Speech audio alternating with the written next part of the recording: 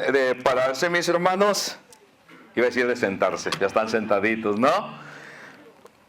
Abran por favor su Biblia, hermanos, en el libro de San Pablo de Romanos, en el capítulo 6, y voy a leer del versículo 1 al versículo 11.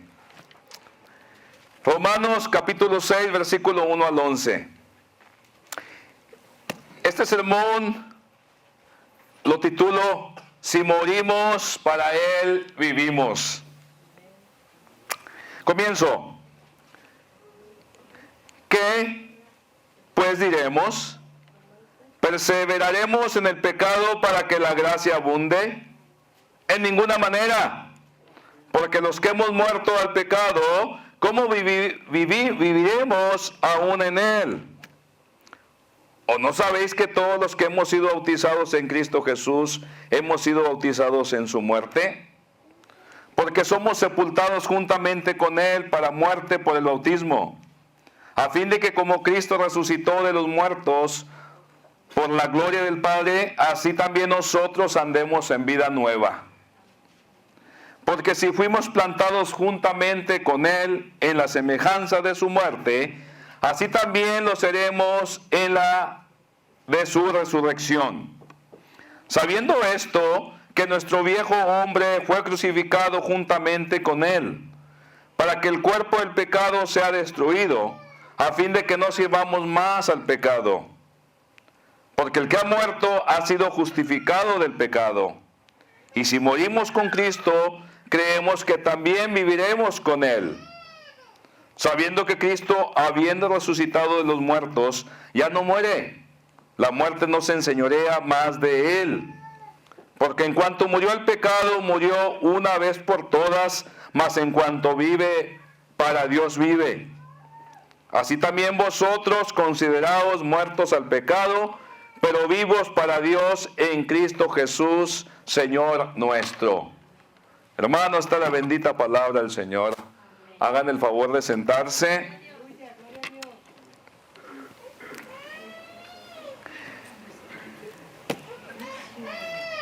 Aquí se mira como que Pablo está hablando con alguien. Como que alguien le pregunta, ¿verdad? Yo creo que hay que seguir pecando para que la gracia de Dios abunde en nosotros. Si vemos el versículo 20 del capítulo 5, dice: pero la ley se introdujo para que el pecado abundase, mas cuando el pecado abundó, sobreabundó la gracia. Muchos lo interpretaban mal estas escrituras. Muchos pensaban que tenían que seguir pecando y mucho para que Dios los perdonara, que al fin que todo es por gracia, Dios bendice. Eso es lo que creían muchos y es lo que creen hoy en este tiempo muchos también. No importa que hagas lo que hagas, Jesús ya te salvó. Y dice Pablo: de ninguna manera, dice en el versículo 2, de ninguna manera, porque los que hemos muerto al pecado, ¿cómo viviremos aún en él?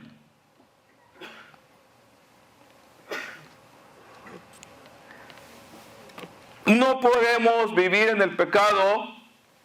El creyente no puede seguir en el pecado porque ha muerto con Cristo en la cruz. ¿Sabían eso, verdad? ¿Sí sabían? Bueno.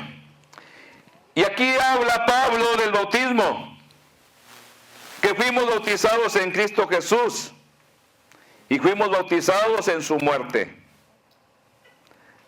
Todos los que hemos sido bautizados, dice Pablo, en Cristo Jesús hemos sido bautizados en su muerte. Fuimos sepultados juntamente con Él para muerte por el bautismo, así para que andemos en una nueva vida. Quiere decir, mis hermanos, que morimos una sola vez al pecado. Y por eso aquí San Pablo está hablando y diciendo que lo que se operó en nosotros fue en realidad una muerte. Operó la muerte en nosotros para que ya no se enseñoree más el pecado sobre nosotros, porque Cristo fue el primero en vencer a la muerte, y en la cruz ahí fuimos crucificados con Él. Él cargó con todo el pecado. Él vino a quebrantar el peso que en sí la muerte tenía el poder para enseñorearse sobre toda la humanidad. En la muerte de Cristo, Él rompe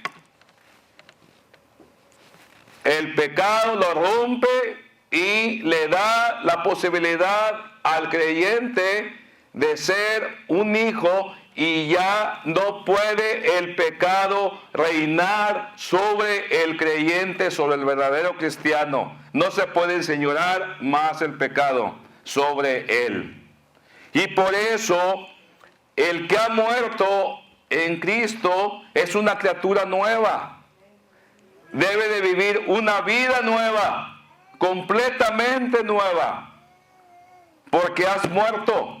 Y el pecado ya no tiene poder, ya no se enseñorea sobre ti. Y esto debemos de creerlo firmemente en nuestro corazón. Debemos de creer firmemente que hemos muerto